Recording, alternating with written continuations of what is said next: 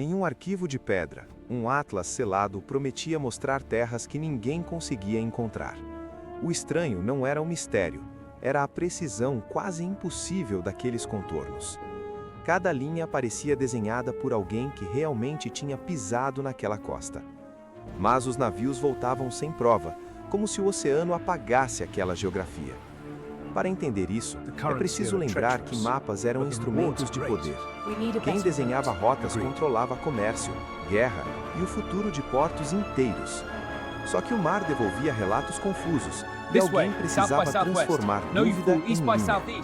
No papel, o que era hipótese ganhava forma e a forma ganhava autoridade. Foi assim que surgiram terras que existiam mais na tinta do que no mundo. A primeira ruptura aparece num detalhe pequeno demais para parecer importante. Uma marca acidental virou baía, relevo e porto imaginário nas cópias seguintes. Em vilas costeiras, pescadores juravam ver a ilha surgindo dentro da névoa. Histórias contadas na volta do mar acabavam entrando em oficinas e gabinetes.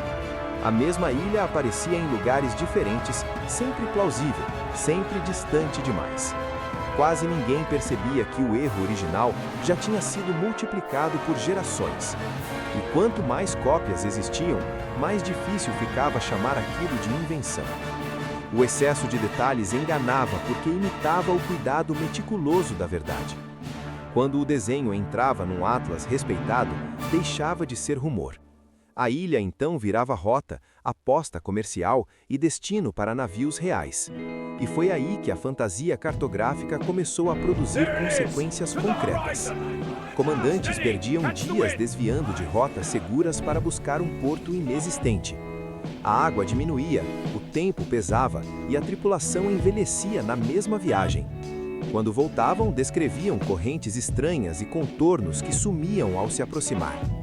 A segunda ruptura aparece quando colocamos mapas antigos lado a lado. A forma da ilha é quase idêntica, mas a posição muda lentamente.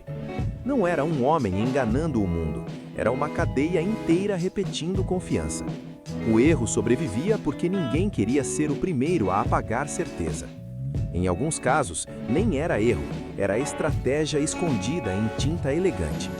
Cartas falsas podiam afastar rivais e proteger rotas reais no oceano. Um atlas reservado a poucos podia ser mais perigoso que uma tempestade.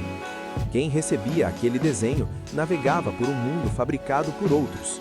A terceira ruptura surge quando dois mapas oficiais se contradizem no mesmo ano. O oceano não mudava por maré, mudava por decisão humana. Isso explica por que certas terras fantasma resistiram por tanto tempo. Elas não precisavam existir no mar, só precisavam existir nas instituições certas. Houve até um caso em que uma costa inteira foi tratada como ilha. A hipótese parecia elegante, útil e compatível com relatos incompletos. A hipótese virou desenho, o desenho virou atlas e o atlas virou ensino. Por décadas, navegadores herdaram aquela forma como se fosse geografia definitiva. Até que exploradores em terra viram montanhas onde deveria existir passagem de água. O terreno real não fechava com o desenho, e a dúvida voltou a respirar. Mesmo assim, as gráficas seguiram imprimindo o formato antigo por pura inércia. A quarta ruptura é essa. Um erro pode durar mais do que a sua correção. Quando os instrumentos melhoraram, parecia que as ilhas fantasma acabariam de vez. Medições mais precisas reduziram o espaço para miragens cartográficas. Mas alguns nomes continuaram grudados nos mapas como cicatrizes antigas. E até uma expedição moderna voltou a perseguir uma ilha inexistente. As coordenadas estavam certas, a rota também, mas só havia água profunda. A quinta ruptura é brutal. Sistemas novos também herdam fantasmas antigos. O problema não era a época, era confiar cegamente na cadeia de dados. Cada geração recebia um mundo pronto e raramente voltava ao mar para conferir. Por isso, um atlas podia ser proibido sem tranca, bastava ser aceito demais. A proibição verdadeira era psicológica, porque ninguém queria questionar o traço. E quem questionava precisava enfrentar reputação, comércio e autoridade ao mesmo tempo. Alguns tentaram corrigir tudo raspando placas de cobre ilha por ilha.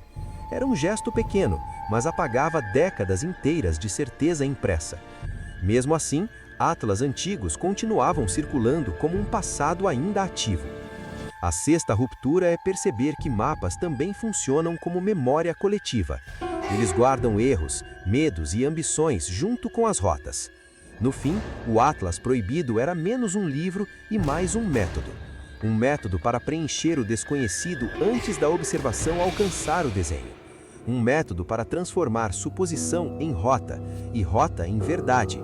Um método para esconder dúvidas sob linhas bonitas e acabamento impecável. Quando olhamos um mapa antigo, estamos olhando escolhas antes de geografia. Escolhas de quem acreditou, de quem imprimiu e de quem lucrou. O mais perturbador é que uma terra inexistente produz efeitos completamente reais. Suprimentos gastos, atrasos, perdas e decisões de império nasceram desse contorno. A sétima ruptura vem aqui. Apagar a ilha não apaga o estrago. O erro some do papel, mas continua vivo na história que desviou. Talvez por isso alguns cartógrafos honestos preferissem deixar espaços em branco. Às vezes, o vazio era a forma mais precisa de dizer a verdade. No mar aberto, não inventar uma ilha podia salvar uma tripulação inteira. E essa lição ultrapassa a cartografia e alcança qualquer mapa mental. Sempre que o desconhecido incomoda, alguém corre para desenhar um contorno. O Atlas parece antigo só porque hoje damos outro nome ao mesmo impulso. No fundo, a história dessas ilhas é a história da nossa confiança. Confiamos no traço, na cópia e em quem parece saber mais do que o mar. Mas o oceano sempre teve um jeito simples de responder, ficando vazio. E quando aceitamos esse vazio, o mapa finalmente vira conhecimento. Só que essa história começa ainda antes, no primeiro olhar confundido pela bruma. Um contorno de nuvem baixa já bastava para plantar uma coordenada na memória. À noite, no camarote, a lembrança virava esboço ao lado da bússola. Dias depois, um cartógrafo em terra transformava aquele esboço em geografia refinada. O aprendiz gravava a ilha com tanta calma que a dúvida desaparecia do cobre. Logo, seguradoras e mercadores calculavam riscos usando um lugar que nunca existiu. Em alguns portos, apostas de chegada dependiam do desvio por aquela ilha. E nas escolas náuticas, o contorno passava de mestre para alunos sem resistência.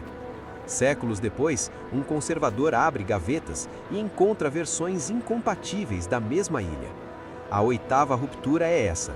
O erro antigo já entrou até em bancos modernos. Um ponto herdado pode viajar séculos, sem que ninguém revise a origem. E quase sempre o que protege o erro é a aparência de organização. Linhas retas, molduras bonitas e papel nobre fazem a dúvida parecer indisciplina. Só que todo mapa também revela o medo de admitir um vazio. Patrocinadores queriam rotas, não espaços abertos pedindo mais tempo e dinheiro. Por isso, em muitos casos, a ilha fantasma era uma resposta conveniente. A nona ruptura é perceber que a mentira também pode nascer da pressa. Nem sempre havia fraude consciente. Às vezes havia prazo demais e mar demais. E o resultado era o mesmo, uma ilha pronta para orientar decisões reais. Isso torna essas ilhas menos um erro e mais um espelho humano. Elas mostram como desejo, medo e autoridade podem desenhar o que falta. Hoje a tecnologia mudou, mas a tentação de completar lacunas continua igual. A 10ª ruptura é simples e desconfortável. O mapa mais bonito nem sempre é o mais honesto. O mapa honesto às vezes parece incompleto, porque respeita o que não sabe. E isso exige mais coragem do que inventar uma costa perfeita. No arquivo, o Atlas Proibido continua fechado, mas o método ainda circula. Ele aparece sempre que uma certeza elegante ocupa o lugar da verificação. Por isso, o oceano é um personagem tão importante nessa história. Ele não argumenta, não explica, apenas permanece vazio quando a ilha não existe. E esse vazio obriga alguém, em algum momento, a revisar o traço. Talvez essa seja a verdadeira aventura escondida dentro dos Atlas. Não é descobrir uma ilha, e sim entender por que ela foi desenhada. E quando entendemos isso, o Atlas deixa de ser relíquia e vira aviso. Quantas terras inexistentes ainda sobrevivem, porque ninguém voltou para conferir?